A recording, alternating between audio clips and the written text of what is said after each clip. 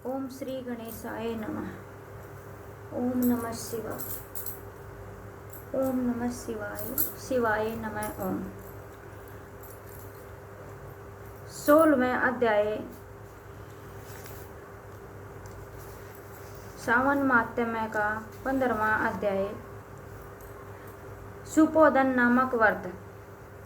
भगवान शंकर ने संत कुमार को बताया कि श्रावण मास की शुक्ल पक्ष की षष्ठी तिथि को महा मृत्यु विनाशक उत्तम सुपोदान नामक व्रत किया जाता है। मंदिर में या घर पर रहकर ही शिव जी की पूजा करने के बाद दाल, आटा, चावल का नैवेद्य, नमक सहित आम की सब्जी रखनी चाहिए। ब्राह्मणों को नैवेद्य पदार्थों का बायना देना चाहिए। जो व्यक्ति नियम पूर्वक इस व्रत को करता है उसे बड़े भारी अनंत पुण्य प्राप्त होते हैं। इस संबंध में मैं तुम्हें एक कथा सुनाता हूँ। प्राचीन काल में एक राजा था, उसका नाम रोहित था। बहुत काल समय तक उसे संतान का मुख देखने को न मिला। उसने संतान प्राप्ति हेतु कठिन तप किया। तपस्या के प्रभाव से ब्रह्मा जी प्रकट हुए। ब्रह्मा जी ने राजा से कहा, तुम्हारे भाग्य में संतान का सुख नहीं है। परंतु राजा ने अपनी तपस्या नहीं छोड़ी। भगत ने प्रभु को दोबारा प्रकट होने के लिए मजबूर कर दिया। ब्रह्मा जी दोबारा प्रकट हुए और राजा रोहित से बोले, मैं तुम्हें पुत्र तो दे सकता हूँ, परंतु वह अल्पायु होगा। इस पर राजा और रानी ने सोचा कि पुत्र प्राप्ति से बंध्यापन तो हट जाएगा, लोक में पुत्र न होने की निंदा तो समाप्त हो जाएगी, हमारे लिए इतना ही पर्याप्त है। राजा और रानी ने अल्पवायु पुत्र के लिए ही अपनी सहमति प्रदान कर दी। समय आने पर ब्रह्मा जी के वरदान से रानी को पुत्र पैदा हुआ। राजा ने पुत्र के जात कर्म बड़ी धूमधाम से किया। बालक का नाम शिवदत्त रखा गया। अल्पायु होने के कारण राजा ने राजकुमार शिवदत्त का विवाह नहीं किया। 16 वर्ष की अवस्था में उसका निधन हो गया। ब्रह्मचार्य के रूप में शिवदत्त का निधन हो जाने से राजा दिन रात चिंतित रहने लगा, क्योंकि जिस वंश में ब्रह्मचार्य की मृत्यु हो जाती है वह वंश नष्ट हो जाता है। संत कुमार ने भगवान शिव से पूछा, क्या इसका कोई उपाय नहीं है? यदि कोई उपाय हो तो मुझे बताइए, जिसके करने से सारे दोष दूर हो जाएं। भगवान शंकर बोले, मृतक यदि स्नातक या ब्रह्मचारी है तो उसका अर्क विधि से विवाह संयोग करके पीपल का पेड़ तथा ब्रह्मचारी को मिलाकर देश, काल, गोत्र तथा नाम का उच्चारण करते हुए कहना चाहिए कि मैं मृतक ब्रह्मचार्य की शांति के लिए नैसर्गिक व्रत करता हूँ। सोने से अभेदोइक करके पीपल के वृक्ष की शाखा तथा शव को हल्दी और तेल से लेप कर पीले सूत द्वारा वेशिष्ट करना चाहिए। फिर अग्नि की स्थापना करके विधि द्वारा आराध्यंत हवन कर अग्नि बृहस्पति काम 4 व्यातियों से हवन कर शिवस्कृत संगक होम कर कर्म को समाप्त करे। इसके बाद पीपल की डाल तथा मृत शव का अग्नि संस्कार करना चाहिए। मृत्यु की संभावना हो तो इस व्रत को 6 वर्ष तक करना चाहिए। 30 ब्रह्मचार्य को नए कौपीन देना चाहिए। खड़ाऊ, छतर, माला, चंदन, मणि, प्रवाल तथा आभूषण देने चाहिए। इस प्रकार करने से कोई विघ्न नहीं रहता।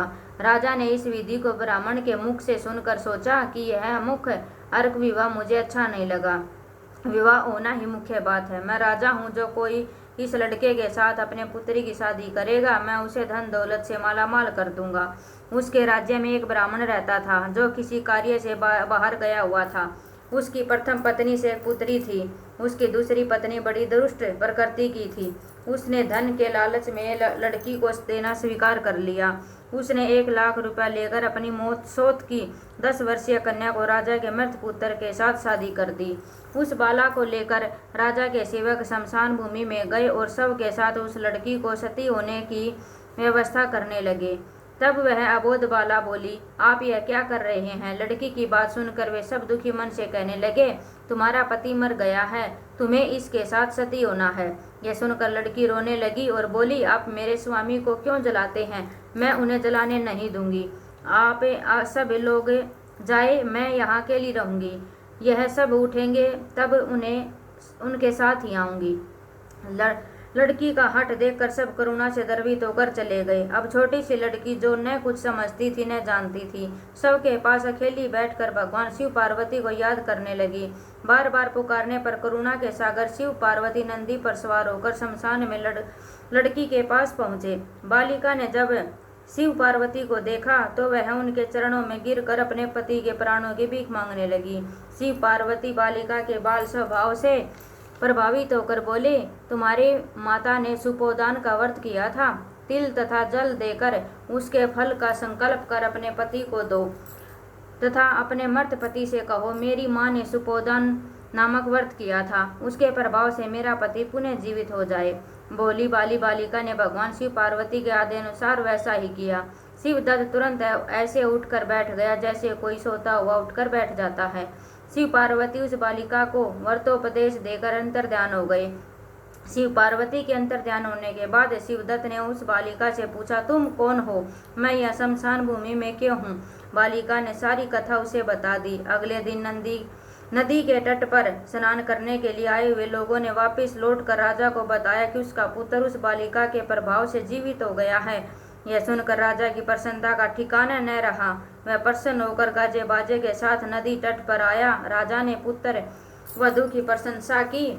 मेरी यह पुत्र वधू सुभाग्य और धन्य है। इसके सजीव पुण्य से राजकुमार को जीवन दान मिला है। राजा ने ब्राह्मणों को दान दिया और भगवान शिव पार्वती की पूजा अर्चना की।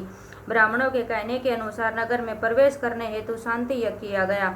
मनुष्यों को चाहिए कि इसे 5 वर्ष तक व्रत करने के बाद उद्यापन करे।